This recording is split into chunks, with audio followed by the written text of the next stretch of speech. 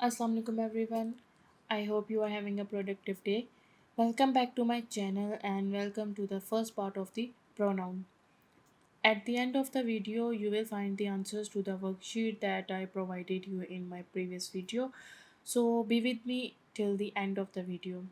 Now today we will discuss about pronouns.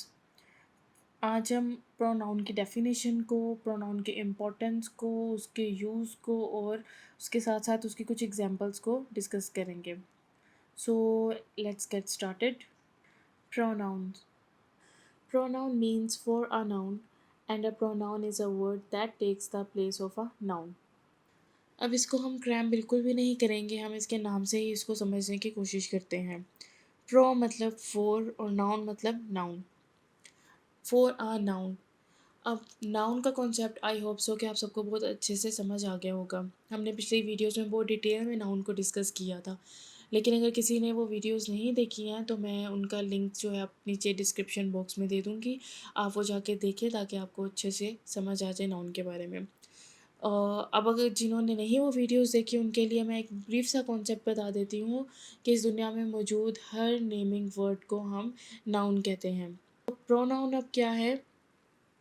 ऐसे words जो noun के लिए यूज़ किए जाते हैं या ऐसे वर्ड्स जो नाउन के रिप्लेसमेंट हैं. मतलब अगर कोई नाम है तो उसकी जगह हम कोई दूसरा वर्ड यूज़ करते हैं तो वो प्रोनाउन होता है. For example, I, me, we, us, you, he, she, it, they, who, which, someone, somebody, etcetera. तो ये सब प्रोनाउन के एग्जांपल्स हैं. अब नेक्स्ट आ जाता है इम्पोर्टेंस ऑफ प्रोनाउन. अब क्वेश्चन ये है कि प्रोनाउन हम क्यों डिस्कस करते हैं या प्रोनाउन की इम्पोर्टेंस क्या है. नाउन जब हमने पढ़ लिया है कि दुनिया में हर नेमिंग वर्ड जो है उसको हम नाउन कहते हैं, तो उसके बाद प्रोनाउन पढ़ने की हमें ज़रूरत क्यों पड़ी, तो उसको हम डिस्कस करते हैं कि इसकी इम्पोर्टेंस क्या है, इसकी रीज़न क्या है. इस रीज़न को बताने से पहले मैं आपको एक एग्जांपल देती हूँ.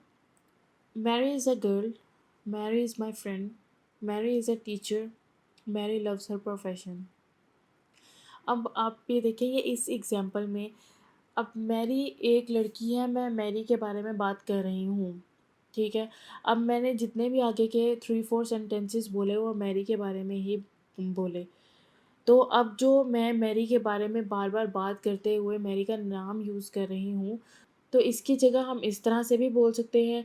Mary is a girl, she is my friend, she is a teacher, she loves her profession. अब जब मैंने मैरी के बारे में बात की तो मैंने एक बार तो मैरी का नाम यूज़ करके बता दिया कि ये मैरी नाउन है, और अब मैं आगे अपने नेक्स्ट सेंटेंसेस में मैरी के बारे में बात करूँगी.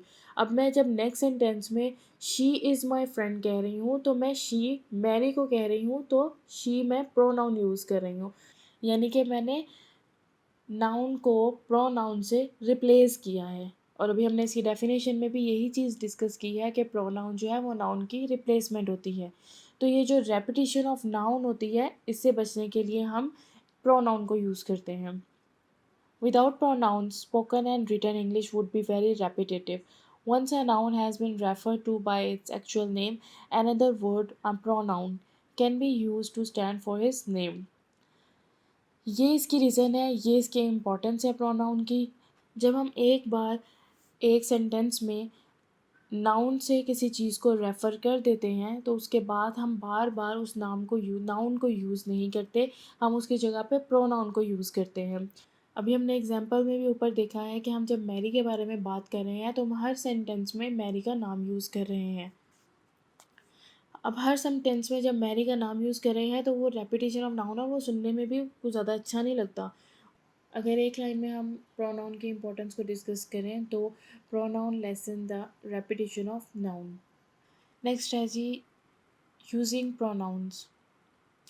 If the full name of a noun were used each time it had to be referred to, sentences would be long and confusing. Pronouns are useful because they make sentences shorter and therefore clearer. The noun is still required when someone or something is referred to for the first time.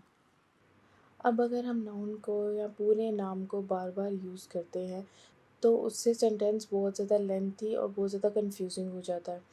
तो pronounce इसलिए भी useful होते हैं क्योंकि ये sentence को short बनाते हैं और मज़ीद क्लियर बनाते हैं। बट एट द एंड जो भी हो, हमें फिर भी फर्स्ट टाइम किसी चीज़ को रेफ़र करने के लिए नाउन की ज़रूरत पड़ती है। अब इसी चीज़ को एक एग्जांपल से समझते हैं। Rita loves playing the guitar, she finds it relaxing.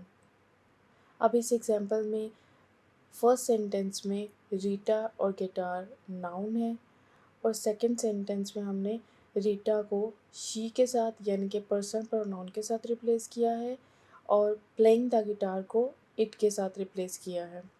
तो इससे क्या हुआ कि बार बार हमें नाउन यूज़ नहीं करना पड़ा, बल्कि प्रोनाउन को यूज़ करते हुए अपने सेंटेंस को मज़ीद ईजी कर लिया है। तो इससे नाउन की रेपिटेशन कम हो गई है। तो अब आ जाती हैं types of pronouns.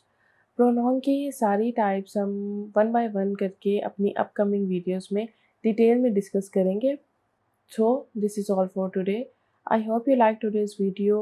For more videos, please like, subscribe and share and give us an honest feedback in comment section. Thank you. Allah Hafiz.